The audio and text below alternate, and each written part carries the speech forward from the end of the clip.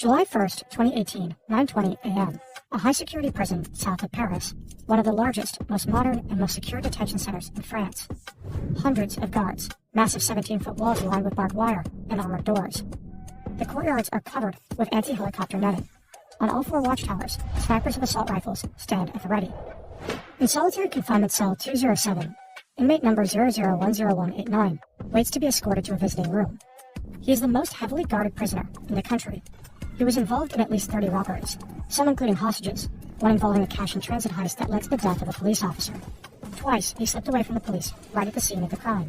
And 5 years ago, in 2013, he pulled off a spectacular escape from another high-security prison, using a smuggled gun and explosives to blast his way out. Two guards unlock his cell to pat him down. They do find something suspicious, but it's just a pack of gum. The guards like him, despite his staggering record of high-stakes crimes. He's easygoing, funny, and likable. It's almost like he's perfectly comfortable here, behind bars.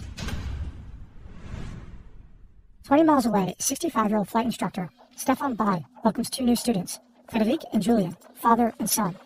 They're both hyped for their flight.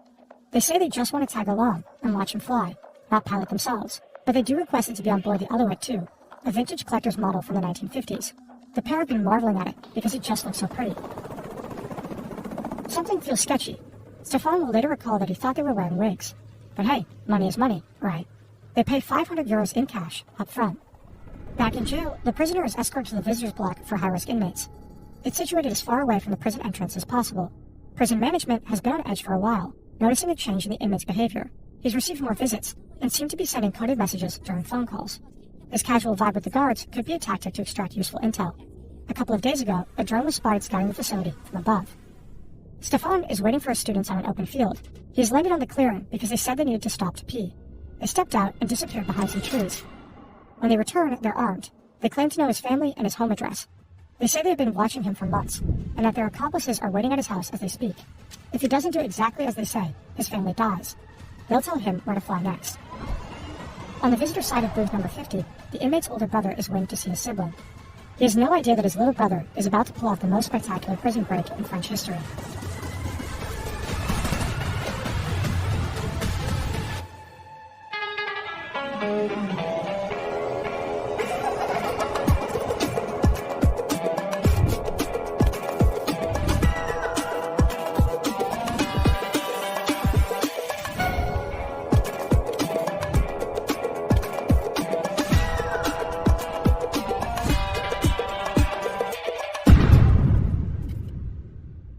The prisoner calmly waiting for his helicopter ride is Redouane Faïd. He is the country's most infamous criminal.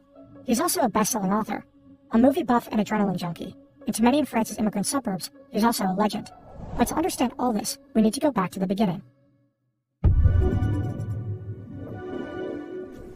1978, a suburb near Paris. This is 6-year-old Redouane. He's still in kindergarten, browsing through a newly opened store with his brother, who's 2 years older than him. There's not a single thing in the shop the two could afford. Their parents are Algerian immigrants. The father works in a factory, the mother cleans houses. At home, the boys shared a cramped 3-room apartment with 9 other siblings. The social housing block is surrounded by wealthy suburbs, full of wealthy French kids. Redouane and his brother do not fit the mold, and the store detective makes sure they know it. He calls them Petit Merguez, a racial slur for Algerian immigrants. But other than that, he doesn't really pay attention to them. Out in the parking lot, the brothers divide up their haul. It's Redouane's first theft ever. A couple of weeks later, he gets caught. His parents are furious, and his father whips him 20 times with a belt. His mother makes him promise he will never steal again. Around this time, Redouane discovers the world of film, especially French crime thrillers and American gangster movies. He watches them on repeat, memorizes entire scenes, and acts them out at home for his family. By his teens, stealing isn't just survival anymore. It's a way of life. He and his friends swipe TVs, stereos, VCRs, car radios, and computers. They use the money to buy Adidas sneakers and flashy tracksuits. But more than anything, they go to the movies. Again and again. Then, at 18 years old, Redouane commits his first bank robbery. He walks in armed, holds the bank employee at gunpoint, and threatens her with a line straight from the French crime film, Naveen. Shut up. Do what I tell you. I've got nothing against you. I only want the money. Think of your children. After the robbery, he simply goes back to school and studies for his high school exams. There's no one to scold him anymore at home. His father has moved back to Algeria, and his mother is dying of leukemia. He'll later write in his autobiography that, from that moment on, he stopped caring. Redouane Faïd's crimes are getting bigger. and they seem to be directly inspired by American action films. During a heist, he and his crew end up taking a bank director and his family hostage. They are wearing rubber masks with the faces of famous politicians, just like Patrick Swayze in Point Break. Anyone even delivers a line from the movie when they leave the scene. Thank you very much, ladies and gentlemen, and please don't forget to vote! In another hostage situation 2 years later, Fayed and his men show up in sharp black suits, in homage to Tarantino's Reservoir Dogs. They even adopt the thing with the color-coded aliases. Mr. White, Mr. Black, Mr. Blue, Mr. Orange, Mr. Pink. But this time the job goes sideways, and they have to flee from the cops, just like in the movie. However, all these spectacular crimes still don't seem enough for Fayed. One of his all-time favorite gangster films is Michael Mann's Heat, and after watching it over and over again, he sets himself a new goal: the holy grail of robbery, armored trucks. An industrial area on the outskirts of Paris, Fayed is behind the wheel of a Renault. He spots his target, a 6-ton armored truck with 3 armed guards inside, and slams his car straight into it. Within seconds, 2 more cars appear, blocking the truck from the front and back. 5 men in hockey masks jump out, AK-47s in hand, just like in the movie Heat. They surround the truck, moving fast. One of them slaps an explosive-looking package onto the windshield.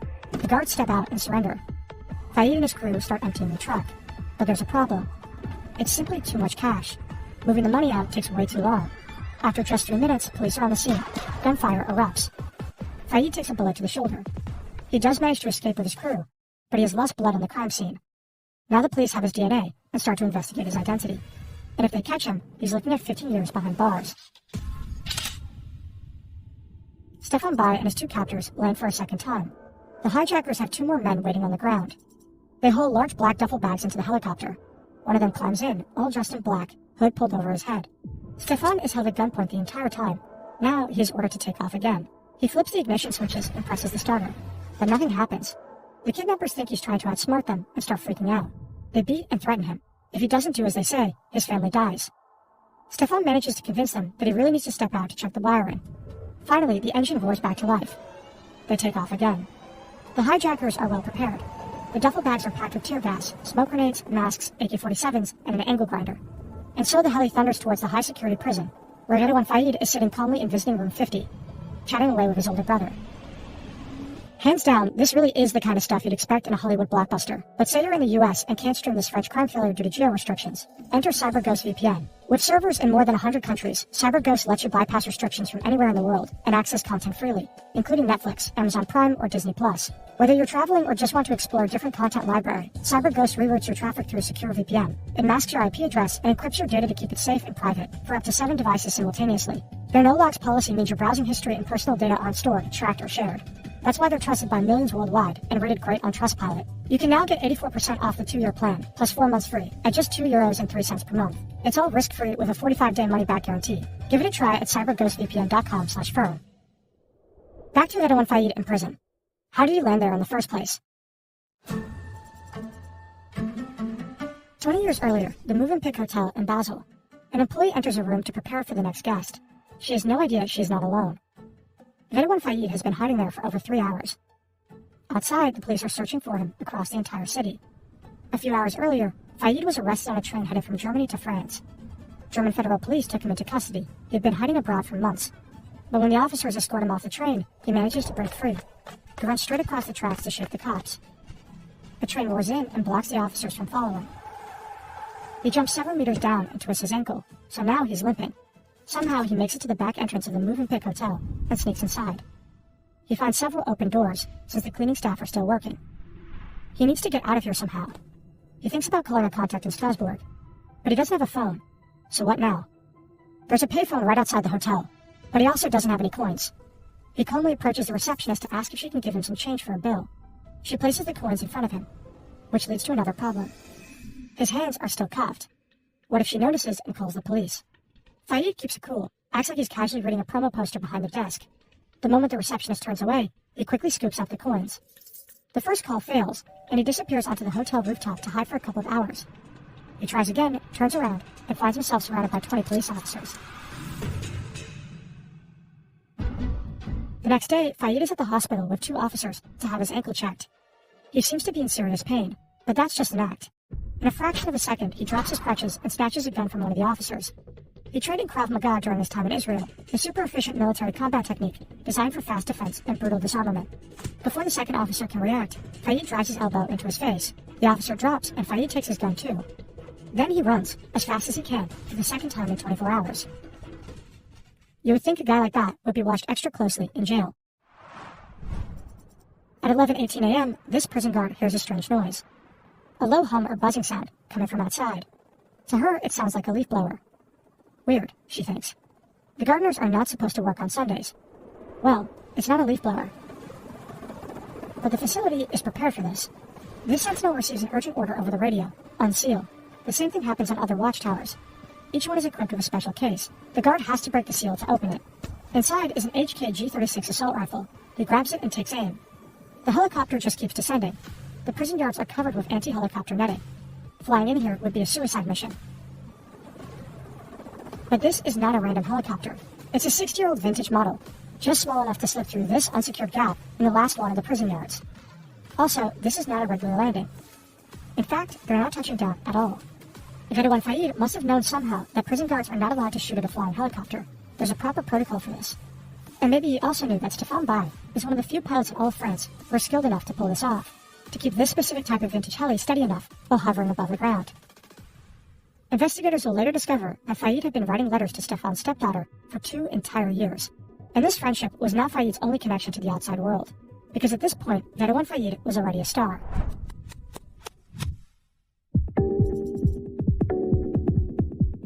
October 2010, 12 years after his escape in Basel, 8 years before his helicopter prison break, Ghedouan Fayed sits in a French talk show. Gangster, braqueur, voyou, voleur, appelez ça comme vous voulez, aujourd'hui c'est à peu près tous ces mots-là. Bonjour, Ghedouan Fayed. Bonjour. D'accord, vous en avez braqué combien en tout? Alors, officiellement, j'en ai braqué qu'une, puisque j'étais condamné que pour une banque. On m'a soupçonné d'en avoir braqué une trentaine, mais bon, ça c'est que des dires et des racontars. He's a welcome guest at the time, a bit of a sensation even. Ghedouan Fayed has written a book about his cinematic crimes, so now he's making the rounds on French TV to promote it. C'est terrible de dire ça, mais le cinéma était pour moi un mode d'emploi pour braquer. D'ailleurs, on voyait ça un petit peu, l'attaque de fourgon blindé en une demi-heure. Pourquoi? Parce que quand t'attaques un fourgon blindé, c'est le top des tops. The caption on screen reads, former gangster. Well, not so long ago, he was anything but. In late 1998, 3 months after his escape in Basel, Fayed was caught and sentenced to 18 years in jail for armed robbery. He was granted parole for good behavior after just under 9 years. Now he presents himself as a changed man, as someone who has learned his lesson. La vie de bandit, c'est que de la vie de merde, vous faites souffrir tout le monde. Quand vous allez en prison, c'est une sanction carrément qui est collective, parce que votre famille, votre femme, vos enfants, vos frères, vos sœurs, vos parents, tout le monde paye. He got married. His brother has landed him an office job. He appears to be taking it easy now. At one point, he attends a film event where Michael Mann is physically present, the director of Heat, the very film that inspired his biggest heist. Moi, personnellement, je suis un ancien gangster. Malheureusement, je ne m'en vante pas. Je viens de faire une dizaine d'années de prison. J'ai attaqué des fourgons blindés, des bijouteries, des banques, mais surtout bien là, je pense. Et je leur ai répondu que non. J'avais un conseiller technique, un prof de fac, une sorte de mentor, et il s'appelle Michael Mann. Alors ma question, en fait, elle est simple. C'est est-ce qu'il a conscience qu'il y a des gangsters qui puissent s'inspirer de son cinéma? Parce que moi, ça m'est arrivé. Fayed addresses Mann directly. Michael Mann looks amused, but also a bit uncomfortable. He doesn't know what to say. Thank you for that, Irishman. In another talk show stint, Fayed is asked if he thinks he could ever relapse. Ah non, mais démons, vous savez, ils sont morts, ils sont pas endormis. That's a bold-faced lie, because at this point, he's already back to committing crimes. And not just petty theft, but a crime so shocking it will shake the entire country. May 20th, 2010, Créteil, a suburb southeast of downtown Paris. 2 officers are on routine patrol, Thierry M. and his partner Ovile Fouquet. Fouquet is 26 years old. She became a mother just a year ago. For them, it's just another day on the job. But then they get a call from the National Police. They're told to head to the A4 highway exit. Some criminals are on the run in a white van. They pull up at an intersection with flashing lights and blaring sirens. They have no idea what they're about to get into. These men had a plan to rob an armored cash truck carrying 16 million euros. But 30 minutes ago, a routine traffic stop turned their heist into a high-speed, all-out chase with the police. Now they've crashed and need a new getaway car. But at that exact moment, the 2 patrol officers arrive. The gang doesn't hesitate to open fire. The windshield of the patrol car alone is pierced by 16 bullets. Fouquet is hit multiple times. The gunmen flee. Fouquet is rushed to the hospital. And by the end of the day, she is dead. The murder of Ovile Fouquet sends shockwaves throughout the entire country. At her funeral, thousands of police officers stand in mourning. Among them is French President Nicolas Sarkozy. He posthumously awards her a Medal of Honor and delivers a promise. He will do everything it takes to find out who did it. Les meurtriers d'Aurélie Fouquet, je le dis devant son cercueil, seront punis avec la sévérité qu'exige l'ignominie de leur crime. Ghedouan Faïd feels safe. So safe he keeps telling his gangster stories on camera. Here he is in a documentary. The film recounts how Fouquet was gunned down, and then Ghedouan Faïd appears, not as a suspect, not as a fugitive, but as an expert on this kind of heist. At the time, the filmmakers had no idea that the man sitting in front of them had a part in the killing of Olivier Fouquet. The failed attack on the armored cash truck has Faïd's signature all over it, but he has an airtight alibi, and he swears he was not involved. But investigators keep digging and eventually find compelling surveillance footage. A security camera has caught Faïd inside the white van used by the criminals. Faïd was not on the scene when the shots were fired, but police gather enough evidence to pin him down as the mastermind behind the operation. After 1 year on the run, Faïd is captured, again, and he goes straight back to prison. Whether you're invited to a talk show or heading out on a date, there are moments when you want to look your best, but shaving is often a struggle. Many men experience razor burns and get nervous about shaving right ahead of an important event. That's why Henson set out to fix shaving with real precision. They're experts in machining parts for aerospace projects, and they conducted pioneering research on what really makes for a good and skin-friendly shave. The result is just beautiful, a sleek and long-lasting aluminum razor with aerospace-level precision. The blade sits at a near perfect 30-degree angle and extends just 0.0013 inches past the shave plane, less than a human hair. That blade support makes for less flex, less irritation, and just a better, safer shave. We are big fans. Go to hensonshaving.com/FernTV and enter the code FERN at checkout to get a free pack of 100 blades with the purchase of a razor. 2 inmates are taking out the trash, accompanied by a prison guard. Suddenly, they see a helicopter in the courtyard next to them. They wonder if it could be firefighters. The unarmed warden bolts into a nearby office, hiding behind bulletproof glass. Meanwhile, the 2 prisoners are about to witness Ghedouan Faïd's spectacular prison escape up close. One of the 3 men stays with Stefan, the pilot, and continues to press a gun to his head. The other 2 jump out. They are masked and wearing bulletproof vests beneath their clothes. Each of them carries an AK-47. They've just landed in the outer courtyard. Prisoners do not have access here. It's only used when inmates enter or leave the facility. That's why nobody thought anti-helicopter cables were needed here. The man in green runs towards a reinforced white door.